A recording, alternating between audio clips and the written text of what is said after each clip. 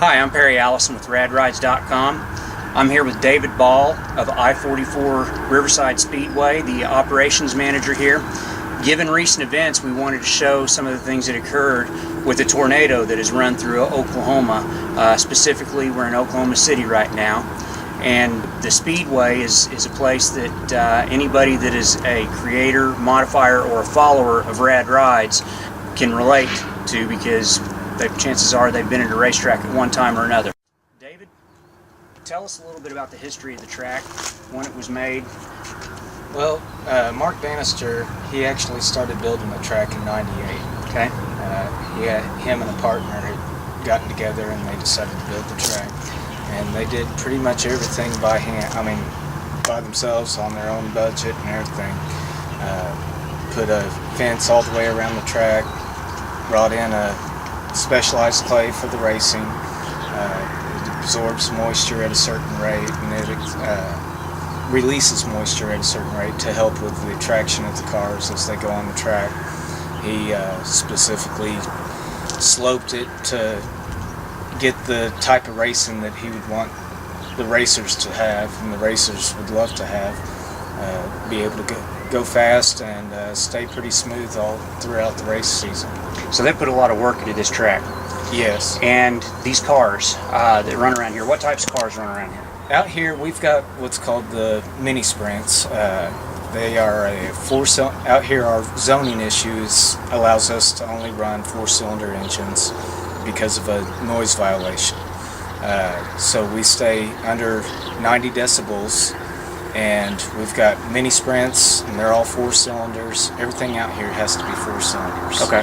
Okay. We've got mini sprints, junior sprints, restrictor, A-class, and those are all different types of classes of the cars, but the majority, except for the junior sprints, are pretty much the same. Okay. What is a typical weight for the larger cars? The typical weight for the A-class is going to be around 750. Okay. Okay. So knowing that there's a track that's been built out here, and the track is built to withstand very dramatic physical stresses. So what we're going to do is we're going to walk around and show you some of the things that have occurred because of the tornado. And over here is where the grandstands were, and you can see the the score tower is still standing, but the grandstands were right in front of it, and you can see the stairs that come down to it. Okay, now right there, the grandstands connected to the score tower, which they were in effect the stairs to get there, correct? Right. Now they're gone, so they were separated from the tower, right, and got thrown. Where did they end up? They're in the infield right now. Okay. And it's probably, give or take, 150, 200 foot from where they were. So it had enough power to lift those stands up and move them over there, and yet still left that tower standing there all by itself. All by itself, and the floor's still intact. Okay, and if you'll see, look over on the other side of the interstate where the car's driving, there's a trellis bridge, and it's been there for as long as I can ever remember. And the main reason why they never tore that down was because there's a major gas line on it. Mm-hmm. And the tornado didn't care, did it? The tornado did not care at all. They came right through. In fact, we've got a racer that lives just on the other side of the river, mm-hmm, and it took all of his cars out of his trailer, mm-hmm, and they in fact found one about 5 miles northwest of us. Wow. So basically over there, now what that is an old highway and new highway. And right there, if you look in the center of that, you can see where what is that, 2 spans that got taken out? 2, maybe 3. Okay. Okay. And what are these? Are these additional stands? These right down here are some more of the grandstands, and they were actually sitting right here. You can see what the spots was that they were sitting at. Right. And they were sitting right here. So not only did it lift them up out of the ground and separate them from the tower, it also took it in 2 different directions. Well, those were actually separate stands. Okay. They were still butted up next to it. Okay.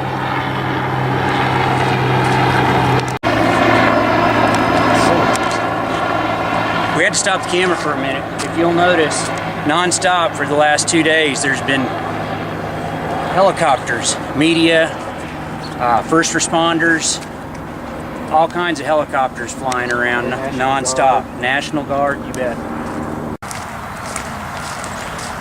All right, Dave, tell us where we're at now and what was here before. Right now, we're ending the general admission access. This now becomes a part of the pits. This pad here is where the ambulance would sit during the races. Drive out right through here. And drive out through the exit of. This is also where the cars exit the track. Okay. And didn't you tell me before there was a building over here? Yeah, we had one of those storage mini cubes, and it was basically backed up to this telephone pole.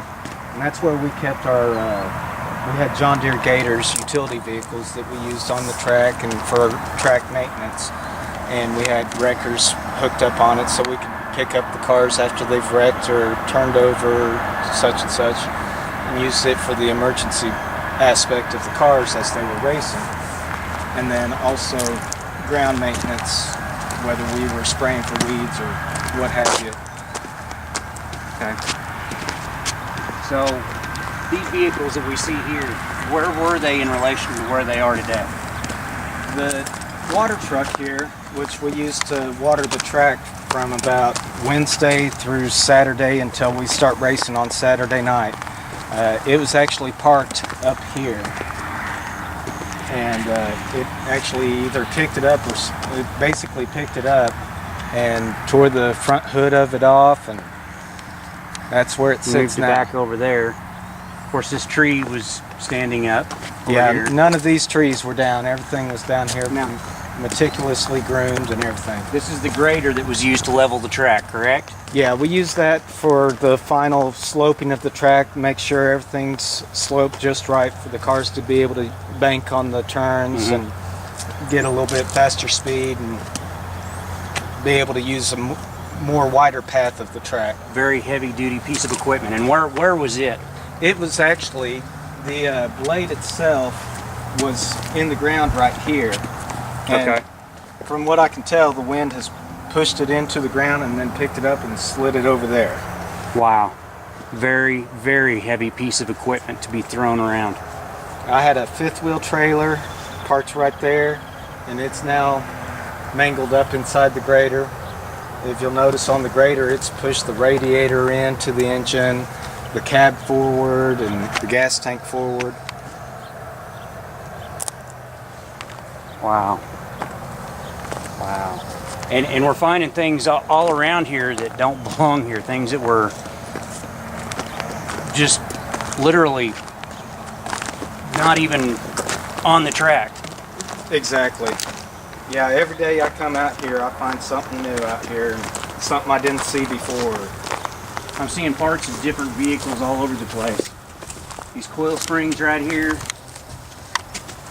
I've seen numerous wheels and tires. These cones more than likely were on the inside of the track because we use those to define the starting point of the track or restarts and hazards and things of that sort. Right. And I see that your fifth wheel trailer that you were talking about, the hitch is over here. Right. While the remaining part of it is actually on the other side of the grader there. The rest of the frame. And it just totally ripped it apart. And as we walk around, we'll find windows from the trailer too. Wow. Picked up that Ford Ranger pickup over there. Is that your RV over there? No, that'll be the concession trailer that Mark used to have at one time. Okay. Now, this water truck right here, where was it at? This truck was actually about 20 feet away from where it is now. On the other side of us. On the other side of it. Okay. And it was basically in the same general area. It hasn't moved forward or backwards, but it just slid over about 20 feet. And it blew this tree over and pretty much sunk the truck up underneath its roots. So, to give people perspective just how massive some of this stuff is, go stand in there, Dave, and show them exactly how big this thing truly is, the tree that got ripped up. I'm down here and I'm probably not even at the base of the root. Wow. Wow, incredible. And I'm about 6 foot, 6'1".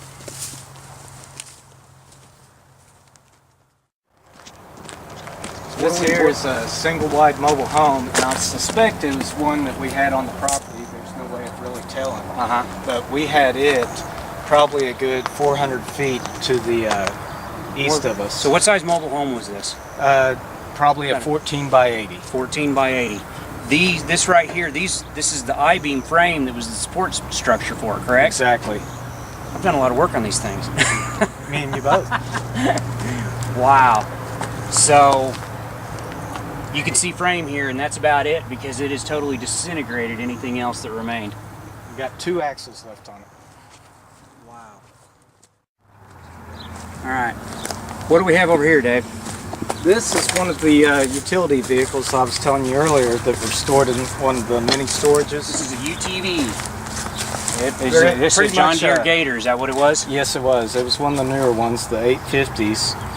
And they're a little bit sportier of a UTV, but they were pretty tough on the track, not so much in the tornado. Yeah.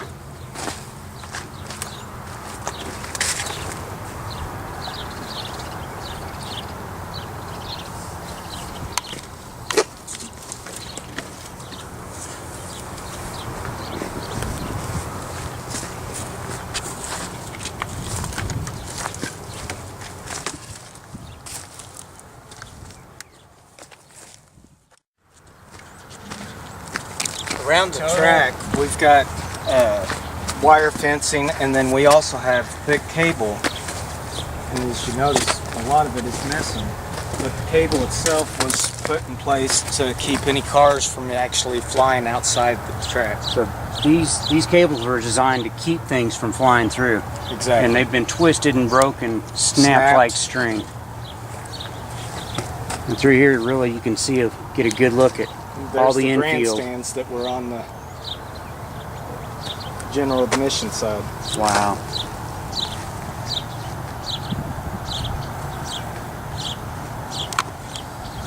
These seat channels are actually seats from the grandstands.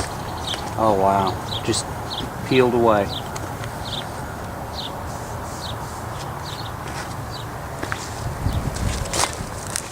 Over here is a metal plate. Oh yeah. And it's actually the scales that we use to weigh the cars in their classes to make sure they meet weight requirements. What do you figure this plate weighs? 1,000 pounds?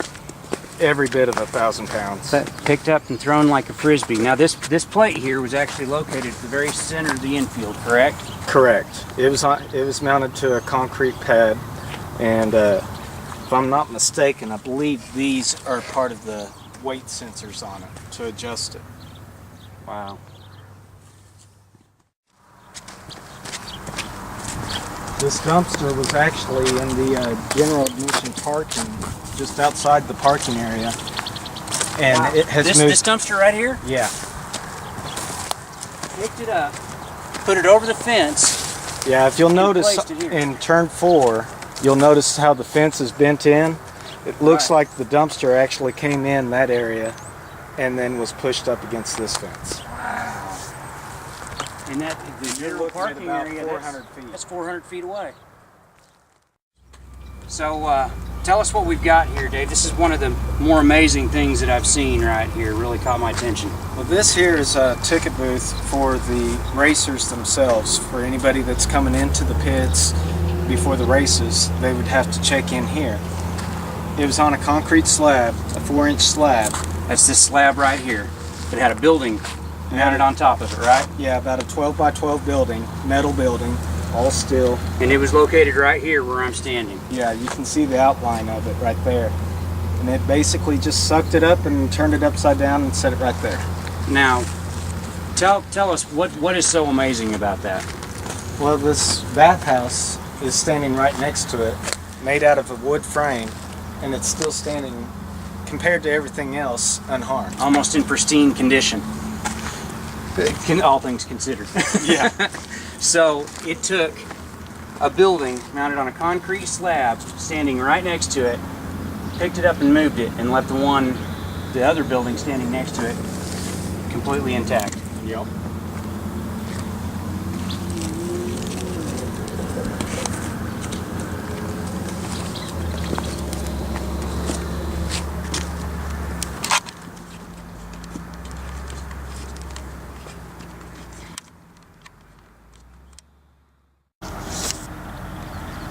Well, amazing things out here.